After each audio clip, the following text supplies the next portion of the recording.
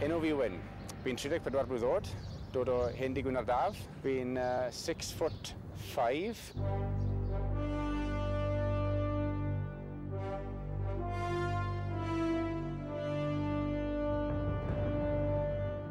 Fi'n dyn AI rhan amser de. Fi'n joio mynd wyt i'r wlad, cwrdd â pobl, cwrdd â meibion ffermydd a beth fel a gweld yn byw hefyd, a busnesan.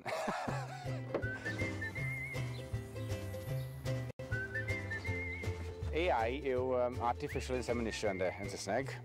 Mae'n meddwl fi'n mynd rownd a syrfo da gyda semen mas o'r tarw maen nhw wedi dewis o'r cwmni de.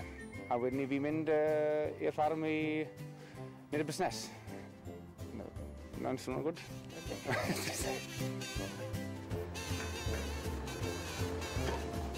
Mae sawl person wedi gweithio fi clywed dylen ni trial Fferm Ffactor fe.